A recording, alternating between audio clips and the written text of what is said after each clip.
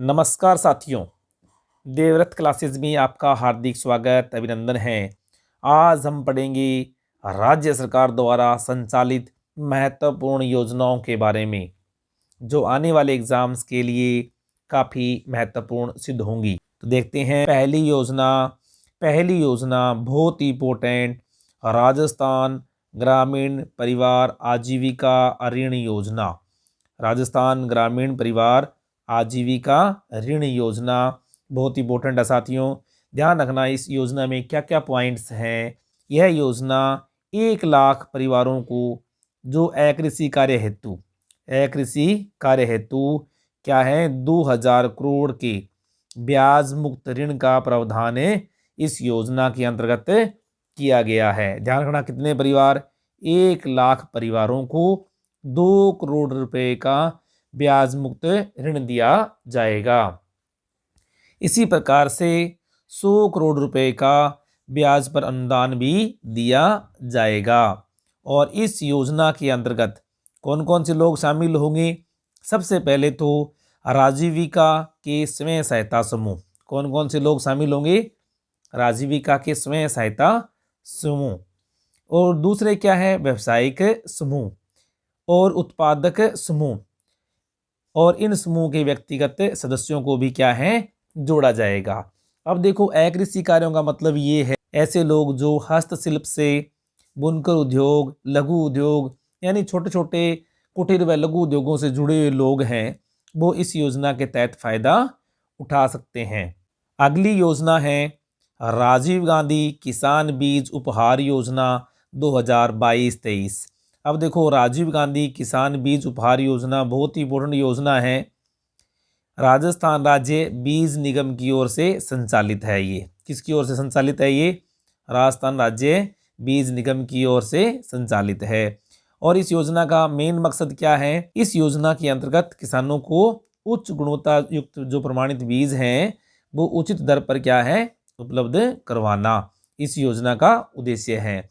और इस योजना के अंतर्गत किन किन फसलों के लिए इस तरह के बीज हैं वो उपलब्ध करवाए जाएंगे? ध्यान रखना, रबी के अंदर गेहूं, चना, जौ और सरसों। अब देखो, सीधा सीधा प्रश्न पूछ लेते हैं कि रबी की फसलों के अंतर्गत किन किन फसलों के लिए राजीव गांधी किसान बीज उपहार योजना के तहत बीज उपलब्ध करवाए जा रहे हैं? तो ध्यान रखना, गेहूं के, चना, जौ और सरसों। इसी प्रकार से खरीफ में किन फसलों के लिए? मूंग, उड़द, ग्वार, सोयाबीन, मूंगफली, ज्वार और बाजरा। अब साथियों, इस तरह के प्रश्न हैं वो आजकल पूछे जाने लगे हैं, तो इन फसलों के बारे में ज़रूर ध्यान रखना कि रबी के अंदर कौन कौन सी फसलें हैं, खरीफ के अंदर कौन कौन सी फसलों को शामिल किया गया है इस योजना के अंतर्गत। इससे पहले जिन साथियों ने वीडियो को लाइक, शेयर, सब्सक्राइब नहीं किया है, वीडियो को लाइक कर दें, शेयर कर दें, और चैनल पर फर्स्ट टाइम है तो चैनल को सब्सक्राइब जरूर कर लें।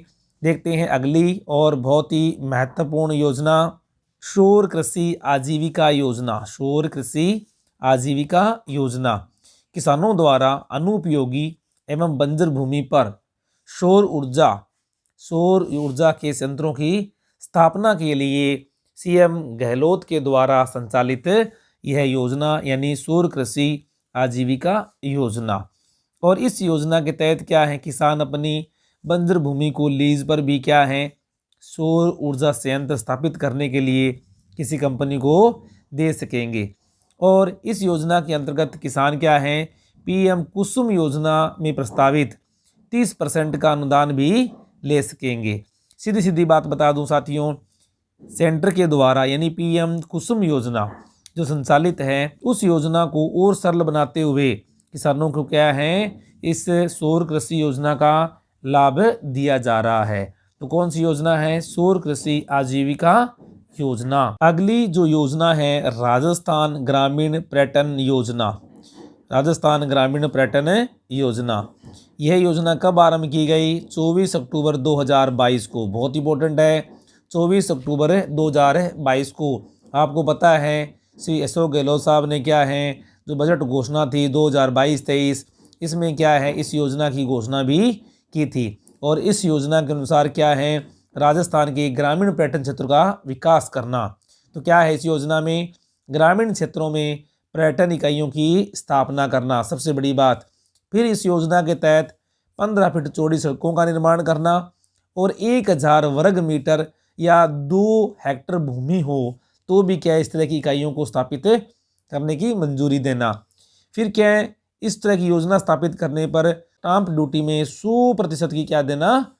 छूट देना। इसी प्रकार से भूमि परिवर्तन और उनको अनुमोदन की आवश्यकता से छूट देना।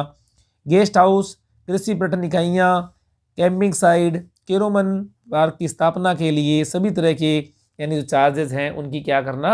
छूट देना। तो बहुत ही महत्वपूर्ण योजना है, यानी ग्रामीण क्षेत्रों में पर्यटन इकाइयों को बढ़ावा देने के लिए राजस्थान सरकार के द्वारा संचालित बहुत ही इंपॉर्टेंट योजना है। कब संचालित की गई? 24 अक्टूबर 2022 को। अगली योजना है राजस्थान बेघर उत्थान एवं पुनर्वास योजना, या इसी नाम से क्या एक नीति भी जारी है। अब देखो इस योजना का मेन मकसद क्या है? बेघरों को शिक्षा, उनको कौशल रोजगार के प्रशिक्षण देकर क्या करना? उनको सशक्त बनाना। इसी प्रकार से 50 वर्ग फीट की छत यानी उनको घर उपलब्ध करवाना, उनके लिए शेल्टर घरों की स्थापना करना। इसी प्रकार से महिला, मानसिक रूप से विमंदित, बीमारों को सुरक्षा एवं निजता उपलब्ध करवाना और उनके लिए पेयजल, चिकित्सा, अग्नि सुरक्षा जैसी मूलभूत सुविधाएं भी क्या हैं? उपलब्ध करवाना इस योजना का या इस नीति का मेन उद्देश्य है। तो ये थे साथियों आज के महत्वपूर्ण योजनाएं और प्रश्न। साथियों देवव्रत क्लासेस के वीडियो को लाइक कर दें, शेयर कर दें और चैनल फर्स्ट टाइम है तो चैनल को सब्सक्राइब अवश्य कर लें, क्योंकि आपको हर रोज़ सुबह 5 बजे चाय से पहले आपको ये क्लास मिलने वाली हैं। जो साथी सेकंड ग्रेड, रीट और सीटी की जो तैयारी कर रहे हैं वो साथी चैनल को सब्सक्राइब अवश्य कर लें, क्योंकि आने वाले दिनों में यहाँ से आपको बहुत सारे महत्वपूर्ण प्रश्न हैं वो मिलने वाले हैं। तो थैंक यू साथियों।